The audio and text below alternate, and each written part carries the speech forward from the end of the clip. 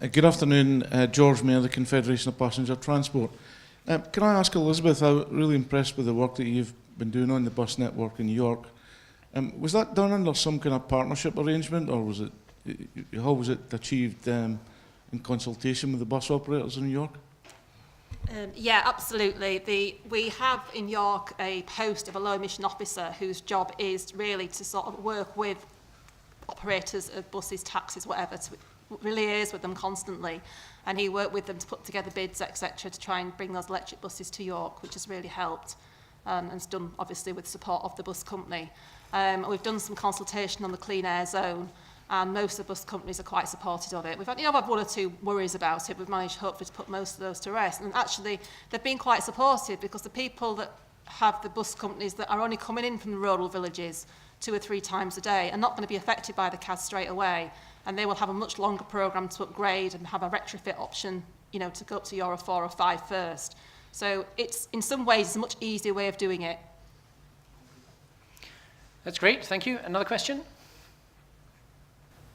Right, while you think about it, can I ask you a question? So, often one of the things that we struggle with, we talk to local authority air quality people who absolutely want to get stuff done and do the right things, and the transport people in the same authority aren't really listening, and the planners aren't really listening.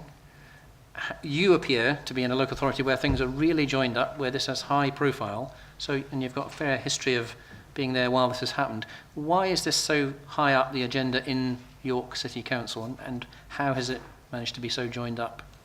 I think it's a historic thing, to be honest, because historically we had, going back a long time, when air quality first came to the forum, we had some very interested members. We also had a community that was very concerned about air quality outside their school, which really helped in getting interest. And then from there, when we were developing our air quality action plan, we set up a steering group. It also helps that we're a unitary authority as well, I think, so we don't have to try and go to, a regional transport organisation. We are very much a compact, small city with all our own services. But I think one of the key steps we took, and something that I felt was a really important step, although we had the steering group, you're quite right, and then we had a local transport plan developed, and that kind of took over the air quality steering group. I saw air quality starting to get watered down a little bit in the second local transport plan. So to get it back on the agenda, what we did was we tried to apply for some more money, and we managed to get a low emission strategy officer post.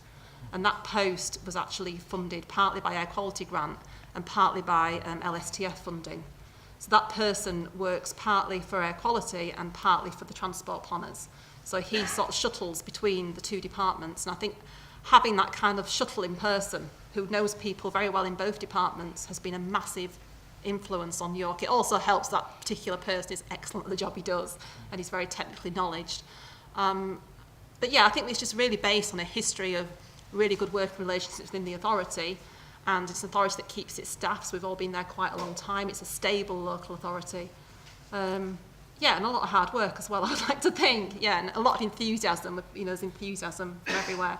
We don't always get it right. There has been transport policies in York, I'm sure people have seen, that have not gone as well as planned, but I think the authority is quite brave. We have some brave people in there that are willing to put the neck on the line and think, right, let's try this, see what happens.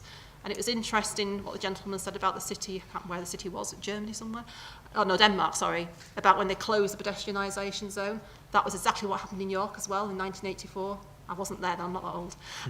But that's what happened. There was absolute outrage that they shut the pedestrian city centre. But since then, it has just been more and more expanded because the people have realised that it does bring people in and you can walk and cycle. And it's a nice place to be.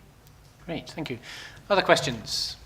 Nigel Holmes, Scottish Hydrogen Fuel Cell Association. And my question is very much, in York, you described the way that the City Car Club, using electric vehicles, has helped to move travel away from grey fleet. And my question is, in several local authorities, there seems to be a trend towards salary sacrifice schemes for employees to actually purchase cars.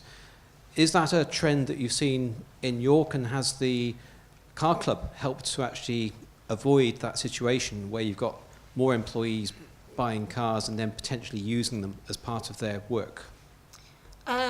We have seen a massive shift onto Car Club. We still do have a salary sacrifice scheme, but we do actively promote the purchase of greener vehicles.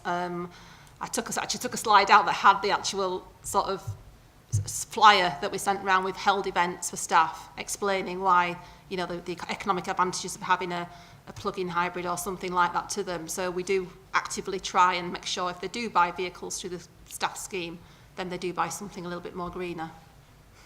Great. Thank you. Any questions on the cycling and walking?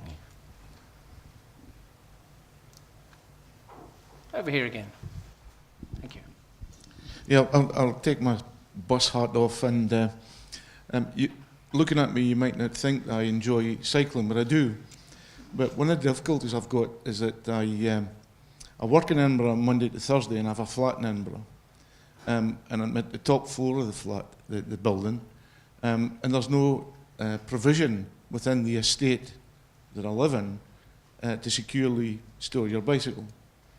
The only option is that you get every other resident to contribute to it being built privately, but we're in the minority. So how do you encourage the local authorities in that kind of situation to try and help us with some kind of cycling facility? It's too far to climb up the stairs with a bike in the shoulder. Otherwise I would do it. Well, it's, for us, we are lucky enough to have a good relationship with Transport Scotland. We get a lot of funding from Transport Scotland for specific projects. We offer school cycle parking grants, but not yet community cycle parking grants. It's something that we've thought about for many years.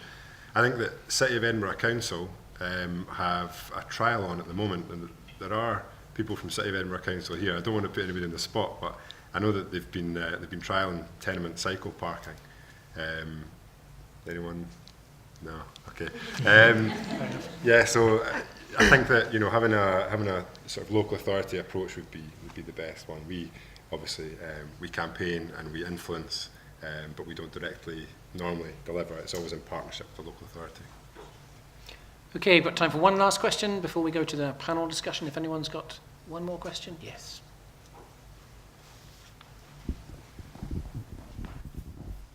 Thank you, Stephen. Hi there, it's Stephen Thompson from Transport Scotland. There was a comment there about planners and road engineers not caring or not bothering. If this conference was shown, the video of this conference was shown to those two professions as CPD, what do you think they would make of it? Good question. So perhaps we'll start with Elizabeth, but anyone else who wants to have a go at that as well after that. So Elizabeth. I think it depends which planners you're showing it to. I think it depends which local authority you're in, to be honest. I mean, certainly from an English point of view, in York, I think our planners are fairly well on board with it, and so are our transport planners. I also work in Bradford 2 days a week, and my main role there is to roll out low emission planning, and the planners in Bradford are absolutely fantastic, and they are just so supportive. They have been absolutely brilliant. But then I have colleagues across the rest of Yorkshire who have had a horrendous time getting anything done. So I think I do completely support the idea of training for both planners and transport planners to get this message across. And I think one of the big issues we have now is that people are finding from local authorities incredibly difficult to get to training issues, and they're probably online things what we need to try and get that training across. Thank you. Anyone else on the panel? Yeah, I think that it's a fair point. I think that the authorities that move ahead have the progressive officers. It's the biggest difference that you can see in terms of having a team in there that want to do it. And it's about changing the culture from being focused on traffic flow, engineering, to actually delivering social, environmental, economic outcomes. So it's a different mindset, and that's difficult to communicate. But I think increasingly, if these professions are going to survive, actually, given the cutbacks, you have to be much more minded to justify. You get funding from education to get funding from health. And so actually what we're doing is health, it's education. It's not just basic infrastructure in the same way we've done for years and years. Okay, thank you very much. So I'd like you to thank our speakers in those two sessions before we move on. So thank you very much.